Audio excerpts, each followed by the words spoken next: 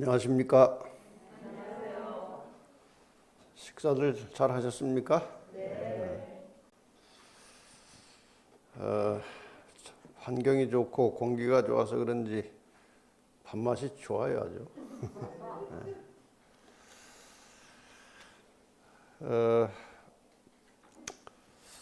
사실 아침에 성령 문제 하나 이렇게 마감하고 저녁에 또 다른 주제를 하려고 했는데, 이 청중에 따라서 그 내용이 똑같은 내용이라도 이게 달라진다고 그랬잖아요, 제가. 제가 이제 교인들한테 하는 말씀 중에 하나가, 제가 같은 설교는 안 한다. 그러나 같은 말은 한다. 그러니까 설교가 똑같지 않아요. 똑같은 내용으로 해도 듣는 청중에 따라서 청중이 좋으면요, 생각이 안 했던 게 생각이 나는 게 있고, 청중이 여기저기 졸면 헛갈려가지고 저 사람 왜 졸까 생각하다가 그 생각했던 것도 말을 못해요. 그러니까 여러분에게 달려 있어요. 근데 여러분이 워낙 집중을 잘 하시고 잘 들으셔서 아침에 좀 제가 이런 말을 하려고 생각 안 했던 것을 자꾸 하다 보니까 좀 길어졌어요. 그래가지고 아침에 한 제목을 이제 한 번 더 나누어서 할 수밖에 없게 되었습니다. 이렇게 되도록 잘 들어주신 여러분께 감사합니다.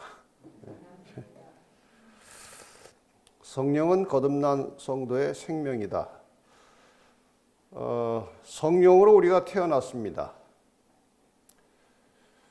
그래서 성령은 그리스도인의 생명을 탄생시킨 주인공은 성령이십니다.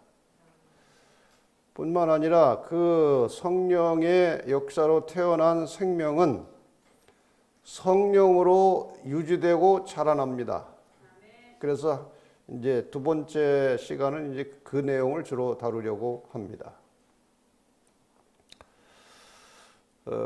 오전에 그 첫 시간 마지막 부분에 예수님과 우리가 형제라고 말씀을 드렸습니다. 그래서 과연 예수님의 형제들은 어떻게 살아야 하느냐, 좀 더 구체적으로 말씀을 드리겠습니다. 우리가 살면서 흔히 그런 말을 자주 합니다. 형제는 아닌데 하는 일이나 하는 모양이나 그게 참 비슷하면 뭐 같다고 그래요? 형제 같다 그러고, 형제인데도 너무나 차이가 나면 뭐라고 그래요? 그 형제가 왜 저럴까 그래요. 그 말은 무슨 뜻인가 하면 형제는 비슷해야 된다 이것입니다. 형제는.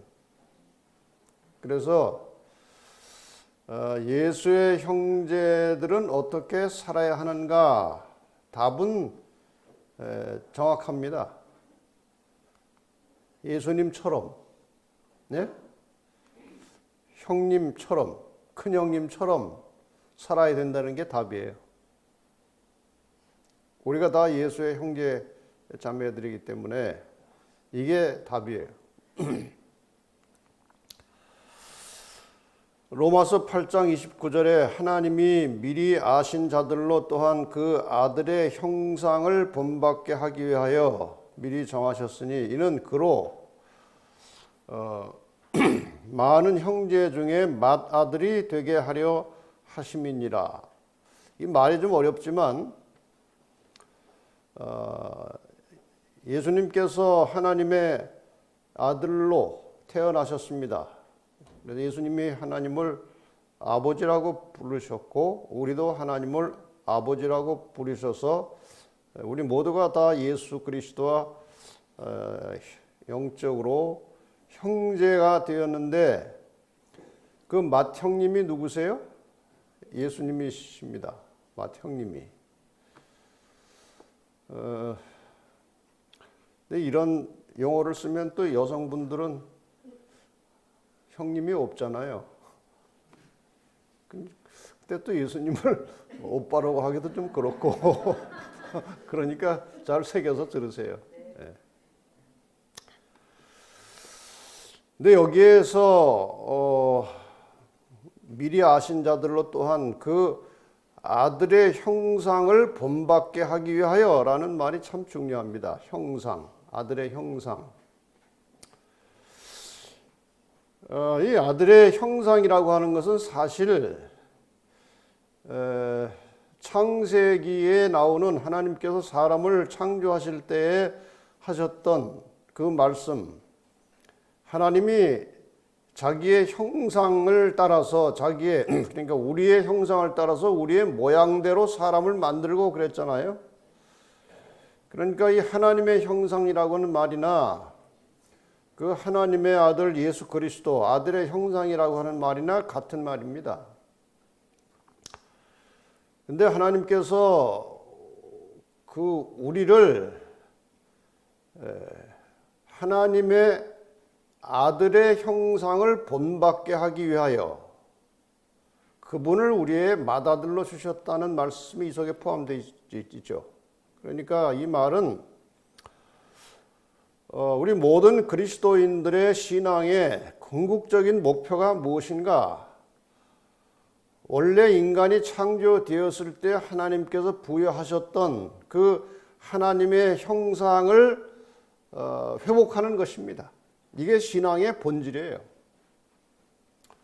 예수님께서 이 땅에 오신 목적은 이 땅의 모든 죄 많은 인생들을 회심시키고 돌이켜서 그 원래 인간에게 부여하셨던 하나님의 형상을 회복시키기 위하여 예수님께서 오셨다는 말씀이 많이 나옵니다.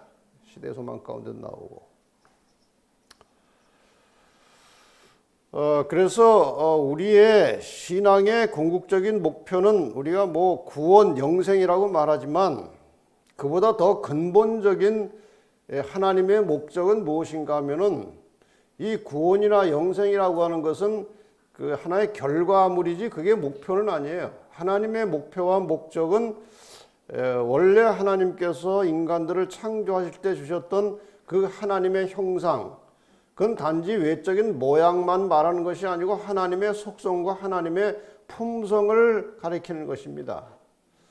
그래서 그것을 회복시키고 본받는 일에 우리를 돕기 위해서 예수 그리스도를 맏아들이 되게 하시고 그 예수 그리스도를 바라보면서 우리가 그 형님을, 그 맏아들을 조금씩 모방하여 닮아가게 하시기 위해서 예수님을 우리의 맏아들로 주셨다. 물론 목적이 여러 가지지만 상당히 중요한, 예수님께서 이 땅에 오신 목적 중에 아주 중요한 것 하나가 그걸 우리에게 보여주신 것입니다.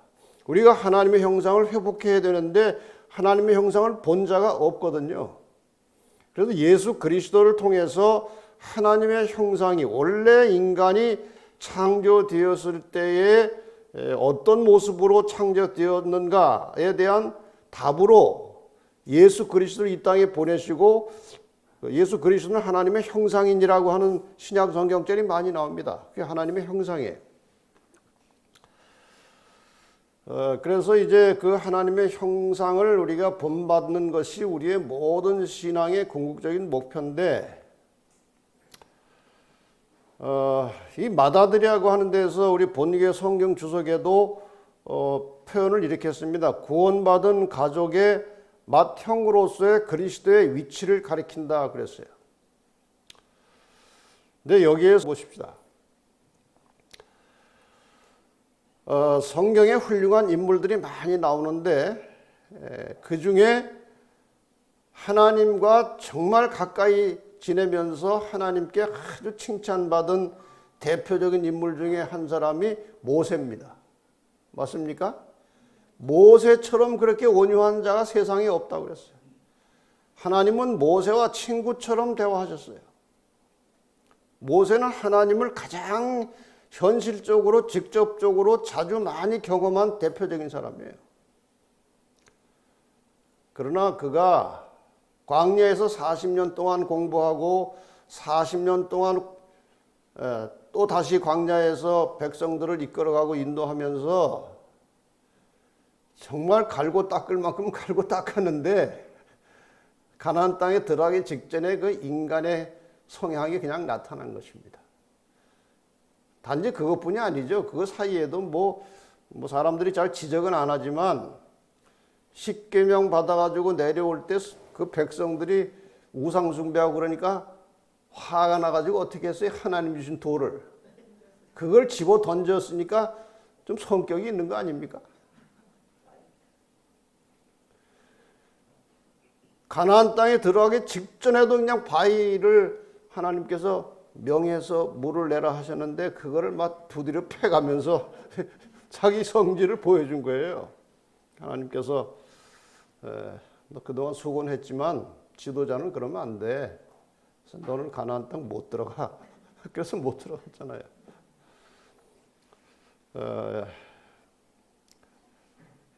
예수님은 우리의 모델이십니다. 그러나 우리가 죽을 때까지 예수님과 똑같이 될 수는 없고 우리가 예수를 믿고 의지함으로써 예수님과 똑같다고 인정을 해 주시는 것입니다. 그렇게 쳐주시는 거예요. 그리스도 안에서 in Christ 그리스도 안에서 그 믿음을 보시고 우리가 미달이지만 너 예수님 형제고 또 예수님처럼 됐다고 쳐줄게. 그렇게 하시는 거예요. 경건치 않은 자를 의롭다고 인정해 주시는 거예요. 그게 믿음으로 얻는 구원입니다. 이게 하나님의 은혜지요. 자, 이제 조금 설명이 길어졌는데 보십시다. 예수님께서 어떻게 우리의 맏형님이신 예수께서 어떻게 사셨는지 좀 보십시다. 예수께서 시험을 받으셨습니다. 광야에서 40일 금식하고 시험을 받으셨습니다.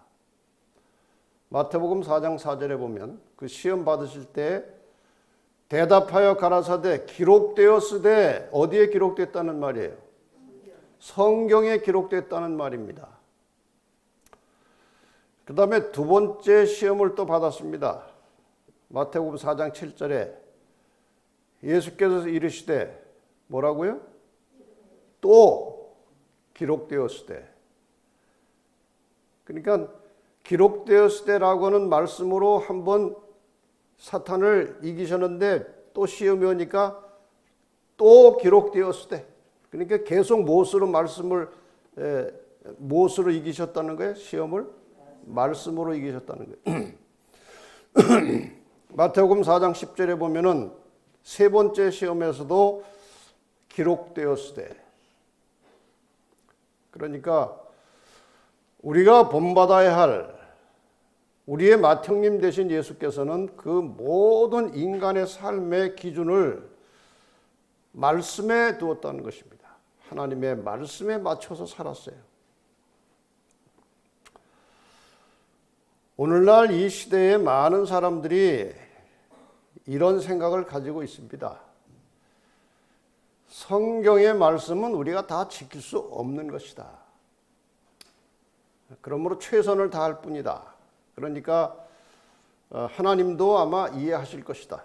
우리의 연약함을 아시니까. 맞아요?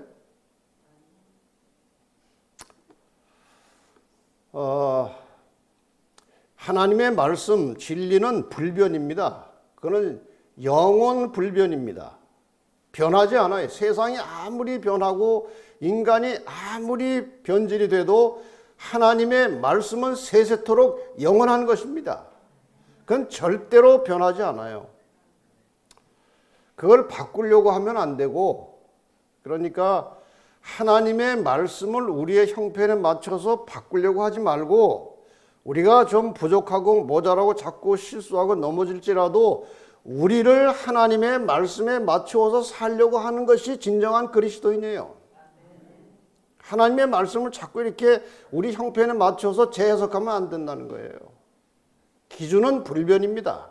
그래서 여러분이나 저나 우리의 모든 인생살이에, 우리의 신앙 속에서 하나님의 말씀이 생명이요 그것이 창조주 하나님의 뜻이므로 우리가 그 뜻에 맞추어 살도록 힘주시고 능력 주시도록 항상 기도하며 따라가는 것이 그리스도인의 참 모습이에요. 그게 그리스도인이에요. 그런데 여기에서 우리가 한 가지 생각해 볼 문제가 있습니다. 예수님께서 이 기록되었으되라고 말씀하셨다는 것은 이 속에 무엇이 가득 차 있었다는 거예요. 말씀이 가득 차 있었다는 것입니다. 그러니까 성령께서 우리를 통해서 역사하시는 것은 이미 이 속에 저장된 이 뇌 속에 이미 새겨져 있는 말씀을 필요할 때 생각나게 해주시는 일을 하시는 거예요. 없는 말을 담아주시는 게 아닙니다. 그러니까 평상시에 우리가 성경이나 예언의 신의 말씀을 통해서 읽고 들으면서 이 속에 어느 정도 새겨진 것들이 다 잊어버린 것 같지만 어딘가에 남아 있어요. 그래서 성령께서 일하시는 방법은 그 이 속에 들어있던 말씀을 깨우치고 필요할 때 생각나게 해주시는 것입니다. 이건 굉장히 중요한 거예요. 그리고 어디 기도원에 들어가서 한 2주, 3주 금식 기도를 한 다음에 말씀을 하나도 안 보고 이전에 들어올 때부터 말씀은 별로 관심도 없고 성령 받으려고 2주, 3주 금식 기도하고 나서 이렇게 기도할 때 뭐 생각이 딱 난 것이 하나님의 뜻이다. 이렇게 하면은 큰 문제입니다. 그건 자기 생각이에요. 성령께서는 우리가 기도하고 간절히 구할 때에 그 이전에 이 머릿속에 들어있던 하나님의 거룩한 말씀을 때 적절하게 생각나게 하시는 분이라는 사실을 기억하시기를 바랍니다. 그러니까 평상시에 우리가 말씀을 등한히 하고 말씀을 제대로 읽지 않으면 아무리 기도를 해도 성령께서 무슨 특별한 계시를 주시고 특별한 지시를 하셔서 우리를 인도하는 것이 아니라는 거예요. 그래서 우리는 항상 하나님의 말씀을 풍성하게 먹고 마시고 새기고 명상하고 그래서 이 평상시에 말씀을 가지고 살 때에 예수님처럼 기록되었으되라고 하면서 이길 수 있다는 것이죠. 그래서 여러분이나 저나 늘 하나님의 말씀을 풍성하게 먹고 머리에 담고 새겨 가지고 살면서 성령의 지도를 따라 사시기를 바랍니다. 그런데 예수님께서 우리의 맏형님이신 예수께서 살아가셨던 신약의 기록들을 보면 마태복음 3장 16절 대표적인 말씀을 보십시다. 물론 예수님께서 태어나실 때도 성령으로 잉태돼서 태어나셨지만 그 다음에 공생애를 시작하실 때에 침례를 받으시고 공적인 생애를 시작하실 때에도 역시 성령이 비둘기같이 내렸다고 되어 있습니다. 그 다음에 마태복음 4장 1절에도 그때 예수께서 성령에게 이끌려 그러니까 예수님은 어디를 가시든지 성령의 이끌림을 받으면서 사셨습니다. 누가복음 4장 1절에 예수께서 성령의 충만함을 입어 요단강에서 돌아오셨다고 했습니다. 누가복음 4장 14절에 예수께서 성령의 권능으로 갈릴리에 돌아가셨다고 말씀하셨습니다. 심지어는 예수께서 성령으로 기뻐하사라는 말까지 나옵니다. 그러니까 예수님의 모든 움직임, 예수님의 생각, 예수님의 감정 이 모든 것들이 다 성령의 지배를 받고 사셨다는 뜻입니다. 그러니까 예수님은 성령으로 태어나셔서 성령의 이끌림과 성령의 능력으로 사시다가 가신 것입니다. 우리의 맏형님이 그렇게 사셨어요. 그렇다면 우리도 똑같이 그렇게 살도록 늘 기도하고 오직 성령의 인도하심을 따라서 사는 것이 우리 신앙의 근본 목표임을, 성령이 우리의 모든 생명과 능력의 근원임을 깨닫고 예수님 가신 길을 따라가야 하는 것이죠. 제가 여러 차례 좀 전에 말씀드리고 강조했던 내용이 여기에 나옵니다. 성령께서는 성경 말씀을 통하여 마음에 말씀하시며 진리를 심령에 깊이 새기신다. 무엇을 통해서요? 말씀을 통해서 우리에게 말씀하신다는 거예요. 자의로 말씀하지 않으십니다. 말씀을 통해서 말씀하십니다.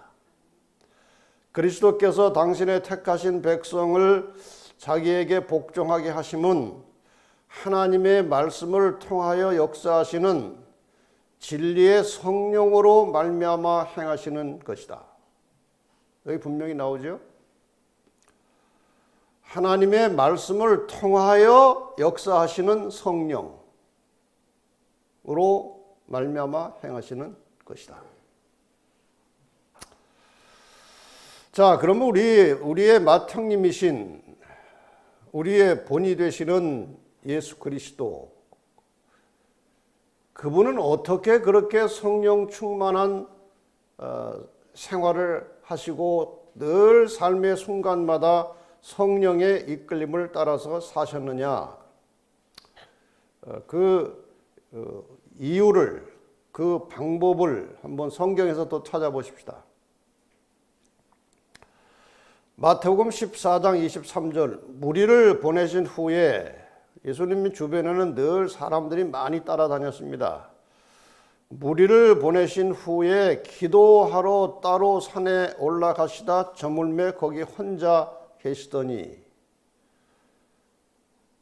예수님께서 너무 바쁘셔서 기도할 틈이 나지 않으면 사람들을 다 보내시고 기도하러 가셨습니다.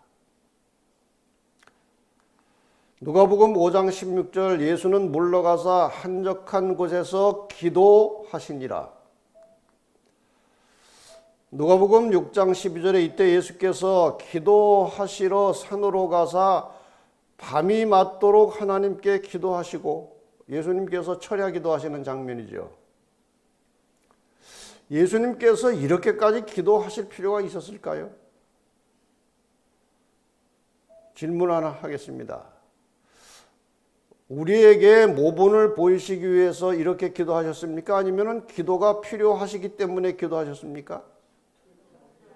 둘 다입니다. 예수님께서 하나님의 말씀에 순종하시고 모든 시험에 이기기 위해서 우리가 가지고 있지 않은 신성을 사용하면, 경기 규칙으로 말하자면 반칙입니다. 그래서 예수님께서 이 땅에 인성으로서 시험에 직면하시고 시험을 극복하기 위해서 성령이 필요하셨고, 성령의 도움이 필요하셨고, 그 성령의 도움을 얻기 위해서, 받기 위해서는 예수님께서는 기도를 많이 하셨습니다. 그 하나님의 아들 예수께서 이 땅에서 밤에 이슬 맞으면서 밤새도록 기도하시는 모습을 한번 상상해 보시기 바랍니다. 밤새도록 기도하시는 그 장면, 무엇 때문이었을까요? 그게 하늘의 능력을 받으려고 그러신 거예요. 누가복음 22장에도 예수께서 나가서 습관을 쫓아 감람산에 가심에 아주 정기적으로 습관을 따라서 기도하셨습니다. 가서 무릎을 꿇고 기도하여 가라사대.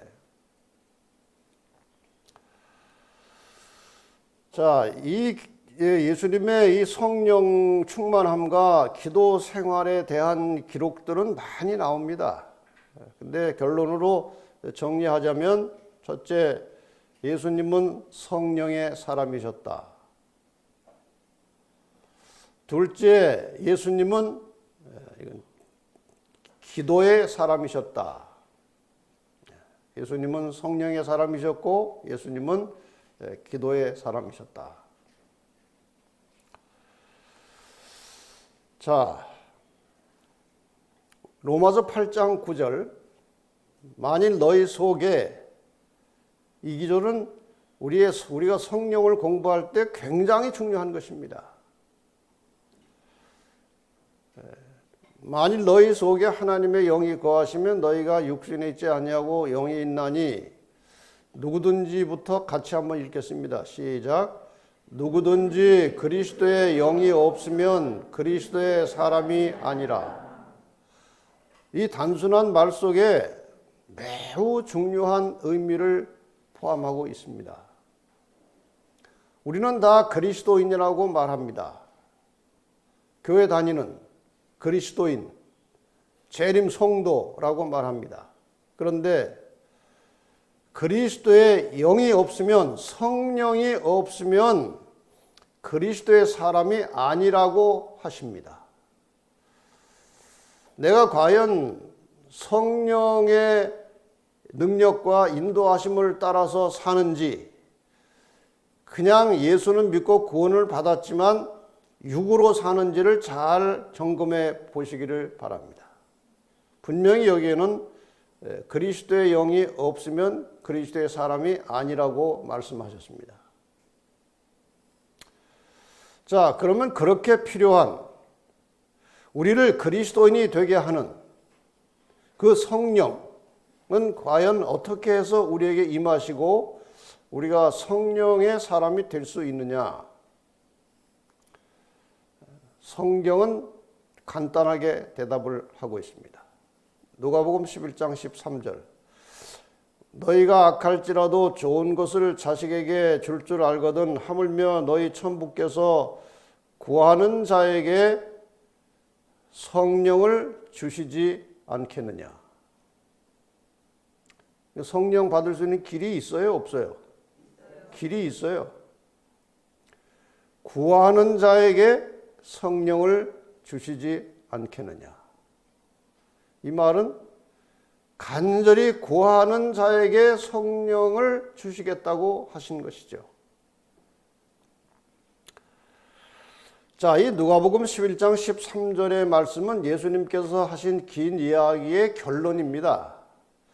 그래서 이 말씀, 구하는 자에게 성령을 주시겠다고 하시는 이 말씀을 이해하려면, 제대로 이해하려면은 이 전에 나오는 이야기를 제대로 알아야 이 말씀을 이해할 수가 있어요.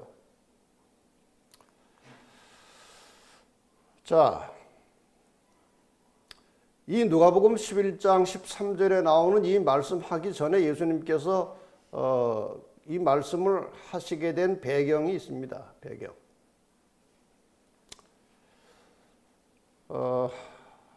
한 번은 예수님께서 산에서 기도하고 내려오실 때 제자들이 그분의 그 영광스러운, 정말 피곤한 모습으로 산에 들어가셨는데 아주 상쾌하고 쾌활하고 건강한 모습으로 나오시는 모습을 제자들이 자주 봤거든요. 하루 종일 일하시고 인간적으로 피곤한 모습으로 산에 들어가셨어요. 근데 한참을 기도하고 나오실 때 보니까 완전히 이제 새롭게 된 활기 넘치는 모습으로 나오시는 거예요. 그래서 제자들이 그러한 예수님의 모습을 여러 차례 보고 경험한 다음에 예수님의 그 능력, 예수님의 그 품성, 예수님의 모든 삶의 힘이 기도의 결과구나, 그렇게 확신이 생겼어요. 그래서 제자들이 예수님께 우리에게 기도하는 법을 가르쳐 주십시오 그랬어요. 그랬더니 예수님께서 이전에 이미 말씀하셨던 주기도문을 잠깐 언급하신 다음에 하나의 이야기를 꺼내십니다. 그 이야기가 무엇인가 하면은 밤늦게 자기 집에 찾아온 친구를 위해서 이웃집에 떡을 빌리러 간 그 집주인, 그 나그네 친구 이야기예요. 이 이야기를 예수님께서 하시는 겁니다. 이 친구가, 이 집주인이 친구가 이제 저녁에 늦게 왔는데 좀 먹을 것을 주기 위해서 좀 이렇게 요즘 말로 하면 냉장고를 열어봤더니 같은 냉장 없지만 먹을 것이 별로 없는 거예요. 그래서 이웃집에 떡을 빌리러 나갑니다. 밤 늦은 시간이에요. 그 남에게 패기치는 일입니다. 근데 나갔습니다. 친구를 위해서. 그래서 이제 이 저녁 늦은 시간에 이제 친구 집에 대문을 두드립니다. 그런데 그 첫 번째 집에서 그랬는지 몇 번째 집에서 그랬는지 안 나와요. 그런데 아마 초반에 이런 반응이 나왔어요. 떡 좀 3덩이만 빌려주시오. 그 답이 어떻게 나왔어요? 아, 이 늦은 시간에 다 우리 이제 잘라고 누웠는데, 아니 무슨 떡이냐 떡은. 다음에 와라 그랬어요. 그랬더니 떡이 없는 것은 아니에요. 있어요, 있기는. 그런데 어떻다는 거예요? 귀찮다는 거예요. 그런데 이 떡을 빌리러 간 사람은 지금 상당히 다급하고 절실해요. 왜? 그 옆집에 가서 또 두들기기도 미안할 뿐만 아니라 없을 수도 있어요, 떡이. 근데 이 집엔 지금 뭐가 있어요? 떡이 있는 거예요. 그런데 지금 귀찮아서 다음에 오라는 겁니다. 물러가지 않았습니다. 계속 두들겨 댔어요. 빌려달라, 빌려달라. 그래서 너무 이제 간절하게 떡을 빌려달라고 하니까 귀찮지만 하도 두들겨 대니까 안 빌려줬다가는 잠을 못 잘 것 같아. 그래가지고 떡 3덩이를 빌려간 이야기입니다.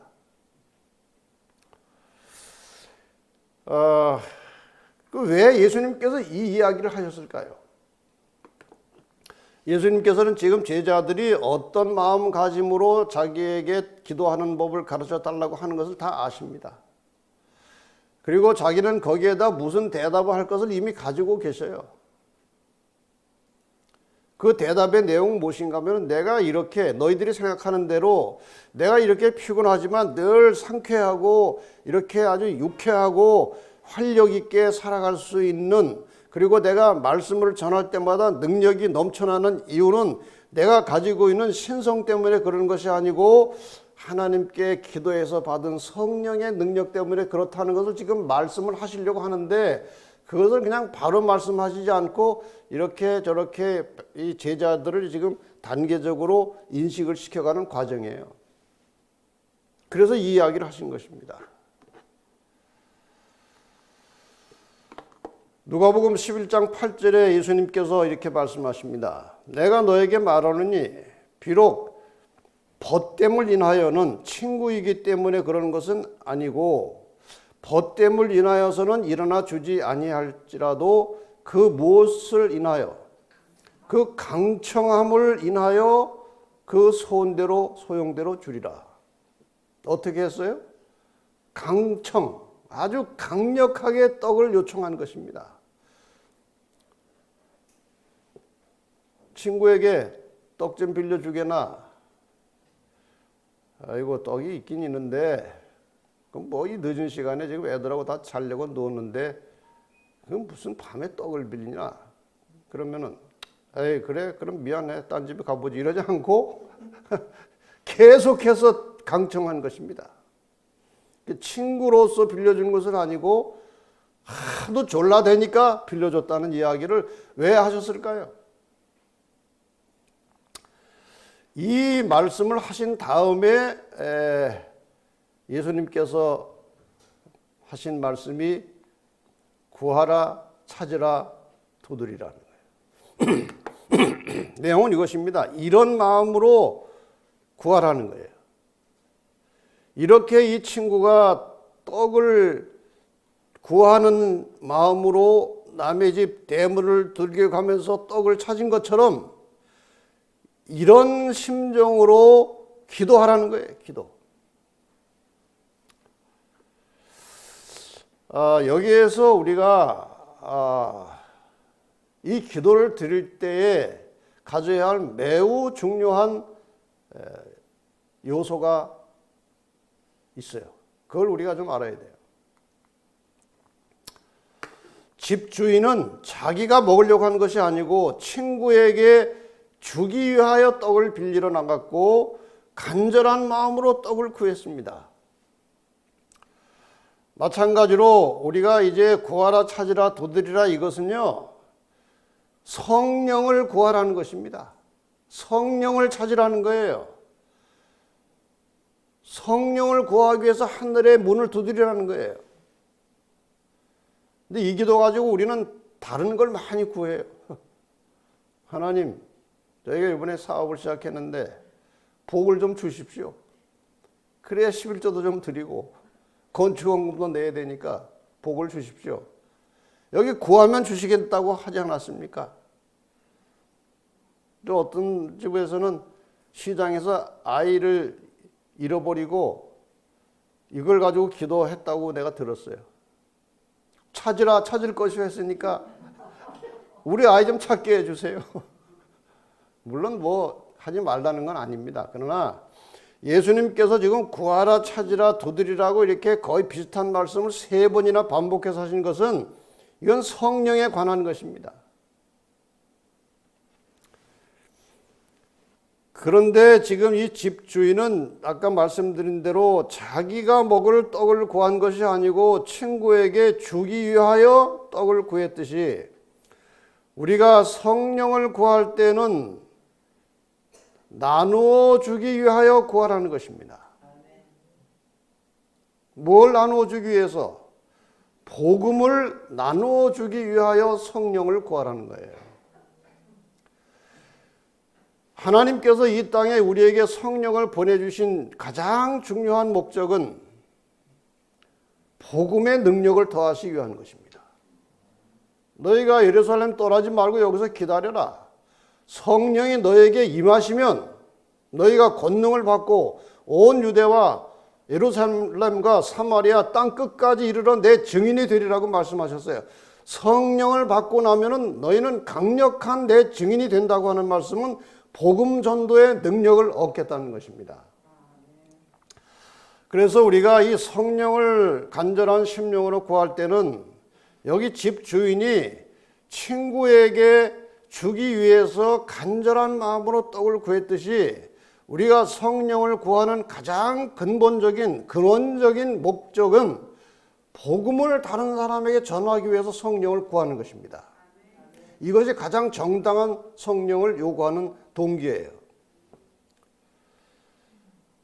더 나아가서 우리가 이렇게 다른 사람을 위해서 복음을 전하고 나누어 줄 때에 나타나는 결과가 무엇인가 하면은 품성이 바뀌는 것입니다. 이기적인 품성에서 이타적인 품성으로 바뀌는 거예요. 그래서 이 성령께서 임하셔서 우리에게 역사하시는 매우 중요한 2가지 역할은 품성의 변화와 복음 전도의 능력을 주시는 것이고, 우리가 기도할 때마다 성령의 능력과 역사를 구해야 될 이유는 바로 이 2가지가 가장 중요한 목적이에요. 그래서 우리가 성령을 구할 때는 이러한 심령으로 구해야 할 것인데, 예수님께서 기도하실 때, 아침마다 또 기도하실 때에 무엇을 위해서 어떻게 기도하셨는지 시대의 실물 교훈에 이렇게 나옵니다. 그는 매일 아침 여러 시간 동안 아버지와 교통하심으로 하늘의 빛을 사람들에게 나누어 줄 준비를 하셨다.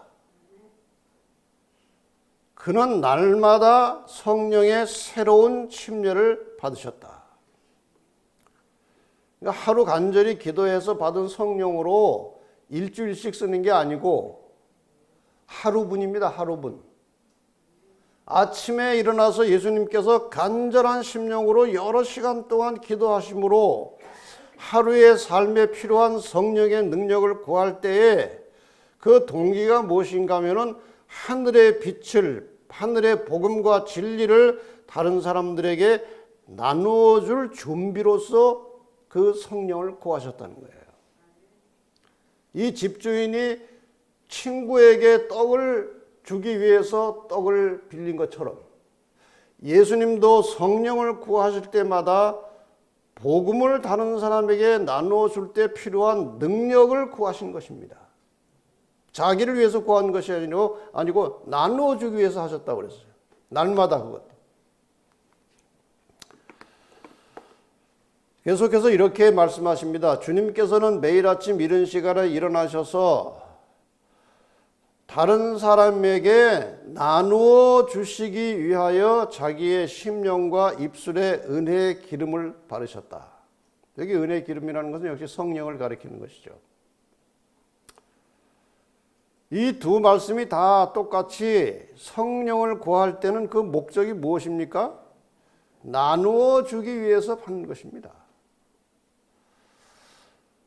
좀 전에 제가 하나님의 형상에 대해서 말씀드렸습니다. 하나님의 속성과 하나님의 품성을 회복하는 것이 신앙의 본질이고 그 모본으로 모델로 우리에게 내려오셔서 직접 보여주신 분이 예수 그리스도이시다라고 말씀을 드렸습니다.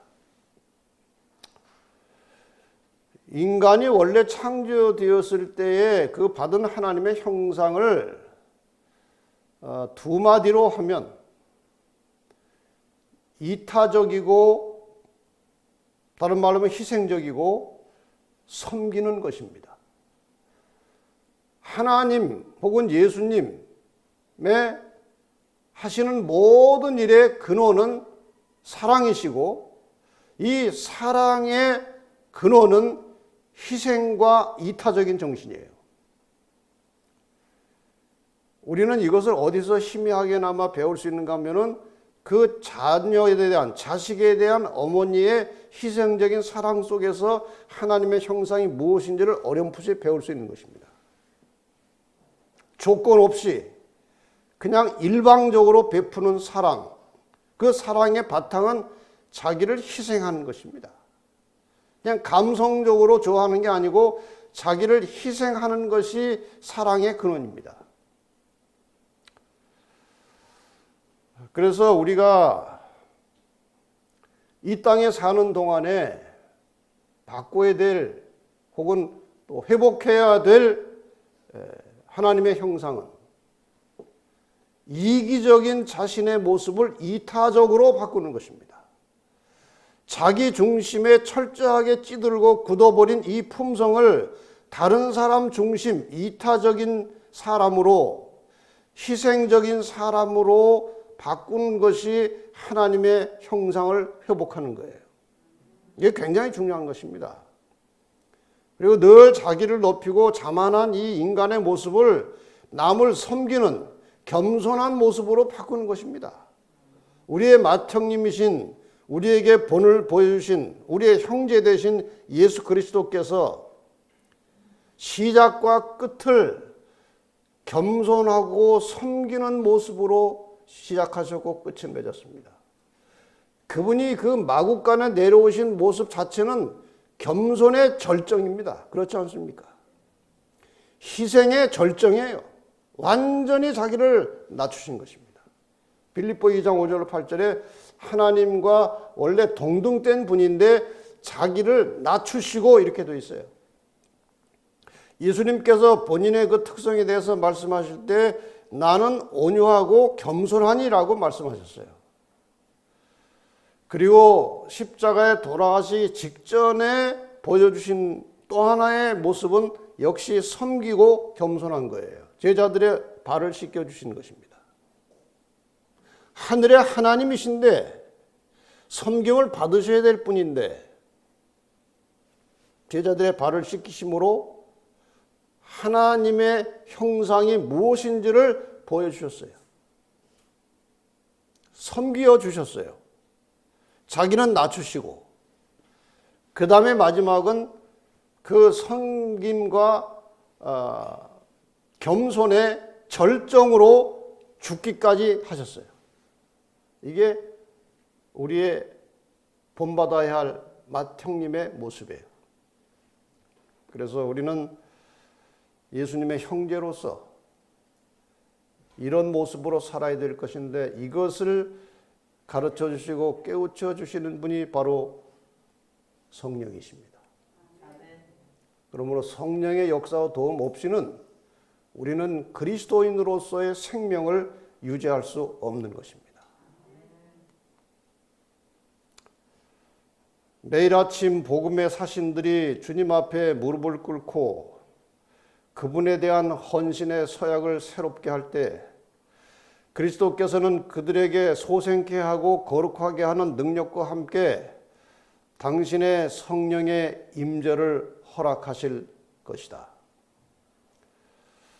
그들은 매일의 의무를 수행하기 위하여 나아갈 때에 눈에 보이지 않는 성령의 역사가 그들로 하나님의 동역자가 되게 하신다는 확신을 갖게 된다. 여러분, 우리가 아침에 일어나서 첫 시간에 예수님처럼 간절한 심령으로 기도하시되, 기도의 핵심은 그날 하루에 필요한 성령의 능력을 구하는 것입니다. 이것이 그리스도인답게 살 수 있는 유일한 길입니다. 우리의 형제이신, 우리가 본받아야 할 맏형님이신 예수 그리스도께서 그렇게 사셨습니다.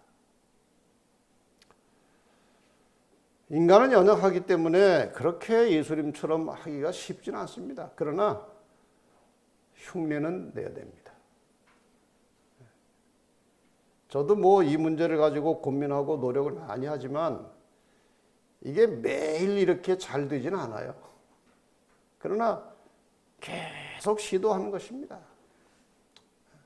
아침마다 무릎 꿇고 하나님, 오늘도 이 부족한 인간이 하루를 살아야 되는데 많은 사람들을 만나야 하고 또 그들에게 그리스도의 사랑과 복음을 전해야 되는데 인간으로서는 이것이 불가합니다.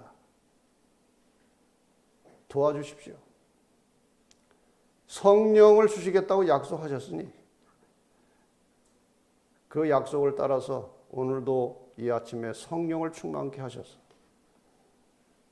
제가 만나는 모든 사람들에게 생명에 이르는 향기가 되게 해주시고 말씀을 전할 때마다 그 말씀의 생명과 능력을 주셔서 이 말씀을 듣는 자들에게 변화가 일어나게 해주시고 지치지 않고 일할 수 있는 힘을 주십시오. 이게 우리 기도의 주제가 되어야 하지 않겠습니까? 네. 그게 그리스도인이에요. 그게. 그러니까 그리스도인으로서 복음을 전하는 사명이 없으면 그건 성령이 없다는 증거고 성령이 없다는 것은 죽었다는 것입니다. 그래서 우리의 모든 생활 속에서 그리스도의 영이 없으면 그리스도의 사람이 아니라고 했으니까.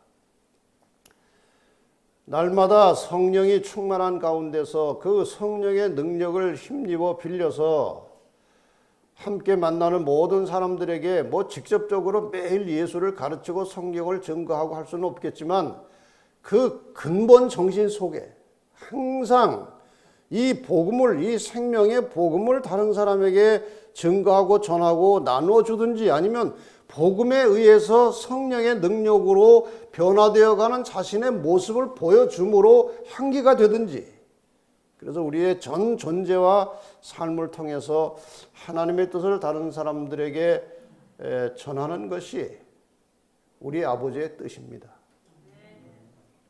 예수님께서 그렇게 사셨습니다. 여기 요한복음 7장 38절과 39절에 나를 믿는 자는 성경의 이름과 같이 그 배에서 생수의 강이 흘러나리라 하시니 이는 그를 믿는 자에 받을 성령을 가리켜 말씀하신 것이라. 우리의 마음 속에서, 심령 속에서 생수의 강이 흘러 넘쳐야 되지 않겠습니까? 그런데 그것이 무엇이라고요? 그를 믿는 자에 받을 성령이 그것이라고 말씀하셨어요. 그래서 우리가 이 성령의 사역을 통해서 결론을 말씀드리면 예수님께서는 성령으로 태어나셨고 우리는 육으로 태어났습니다. 그런데 우리가 어느 한순간에 성령의 감동과 역사하심을 통해서 예수 그리스도를 우리의 구원자로 믿고 영접하게 되었고 예수님을 주님이라고 고백할 수 있는 신앙을 갖게 되었습니다. 그래서 우리도 성령의 역사를 통해서 이제 육으로 원래 태어났지만 성령의 역사를 통해서 다시 태어났습니다. 하나님의 자녀로. 예수님은 태어날 때부터 하나님의 아들이에요. 근데 우리는 인간의 육의 자녀로 태어났지만 도중에 성령의 역사를 통해서 다시 태어남으로 성령으로 태어나신 예수님과 하나에서 성령에서 나왔고 그래서 우리가 예수님과 우리가 형제가 된 것입니다. 하나님을 아버지라고 부르게 되었으니까요. 이렇게 성령으로 새 사람이 되어 태어난 모든 그리스도인들은 그 이후의 삶은 철저하게 성령의 지배를 받는 삶이 되어야 하는 것입니다. 그렇게 사는 사람들, 우리가 이렇게 날마다의 생활 속에서 경험하게 되는 그 성령의 역사를 우리는 이른비 성령의 역사라고 말합니다. 그래서 매일의 생활 속에서 이 이른비 성령의 역사를 경험하는 사람들이 마침내 늦은비 성령에 동참하는 것입니다. 이른비 성령의 역사가 나에게 일어나고 있다는 증거가 무엇인가? 가장 확실한 증거는 복음을 전하는 일에 늘 부담을 갖는 것입니다. 그리고 나의 모든 삶 속에서 끊임없이 하나님의 사랑과 복음을 남에게 나누어주는 일을 하고 있다면 그것은 늦은비 성령의 역사가 진행되고 있다는 증거입니다. 이렇게 이른비 성령의 역사를 통해서 끊임없이 활동하고 움직여 일하고 있는 자들에게 늦은비 성령이 임하는 것입니다. 이것이 하나의 법칙이에요. 그래서 우리가 그리스도인으로서 이 종말의 시대에 우리가 받아야 할 늦은비 성령의 역사에 동참하기 위해서는 매일의 생활 속에서 이른비 성령의 경험이 필요하다는 것을 깊이 인식하시고 이른비 성령의 경험을 위해서 가장 필수적으로 중요한 것은 말씀을 풍성하게 늘 머리에 마음속에 담고 기도함으로 성령의 역사가 임하시도록 그렇게 늘 생활 속에서 자기 자신을 훈련시키고 이 성령의 인도하심과 역사에 익숙해지도록 살다가 늦은비 성령에 동참해서 마지막 큰 외침을 통해서 놀라운 하나님의 마지막 사역을 이루시고 나의 활동과 선교를 통해서 구원받은 형제 자매들과 함께 하늘에 가는 것이 우리 아버지의 뜻입니다. 그 뜻 안에서